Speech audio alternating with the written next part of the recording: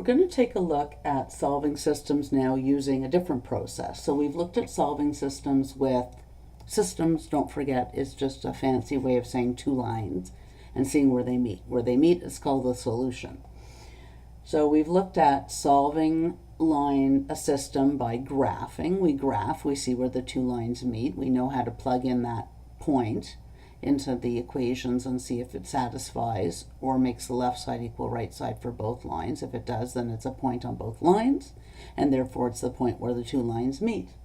Then we did substitution, where we rearranged one equation for y equals or x equals, subbed it into the other one, and solved.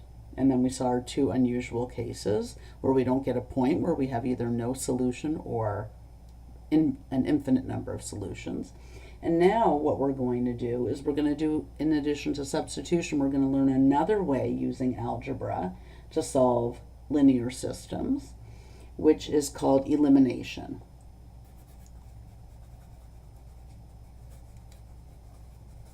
Oops, no S, elimination. So when we are using elimination, here's one example. We could have something like this.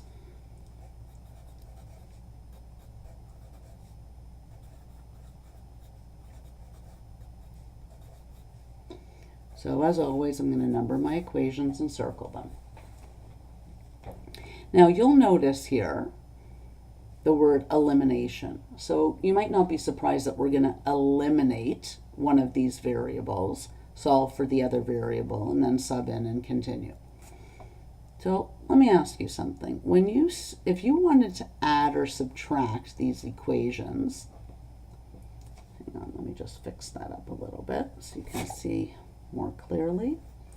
That it's a 5. If you wanted to add this line with this line or subtract it, obviously 3x minus 5x doesn't give you 0x.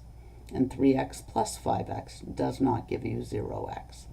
But because these are different numbers. But here they're both 2y. And you know that when you add these two, 2y and negative 2y, it gives you 0. So first thing to do is see, are any of does either variable have coefficients that are the same?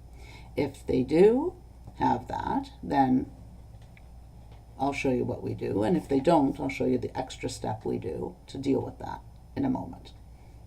So here we have to figure out if we're going to add or subtract them, and we already saw that when the signs are different, we know if we add them, they'll disappear. If this was 2x, 2y, and positive 2y, we know 2y plus 2y is 4y, they're not eliminating. But 2y minus 2y would eliminate the y variable. So anyway, we see that we have to add them to eliminate them. So what we do is we write down here what we're going to do. We're going to add equation 1 and equation 2. And then we add each column. So here, 3x plus 5x is 8x. 2y plus negative 2y is 0. And 19 plus 5 is 24. Then, of course, it's easy to solve, or simple. We know we're going to divide both sides by 8, or whatever's in front of the x. And x equals 24 divided by 8, otherwise known as 3. You'll box off your answer. Now, what we do is the rest is the exact same as substitution. We decide we're going to sub this into one of our equations. So I'll sub it into 1. So we have 3x. Here we have 3x. So I know what x is, so I'm going to leave that there.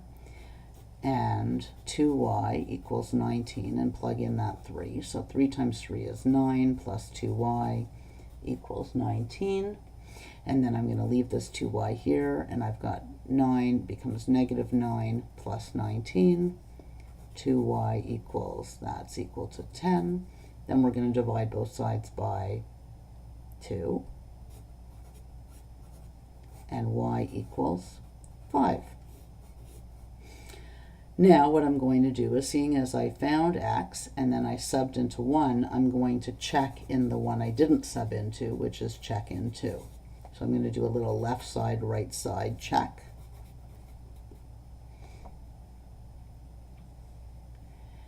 And my left side of equation 2 is 5x minus 2y, and my right side is equal to 5.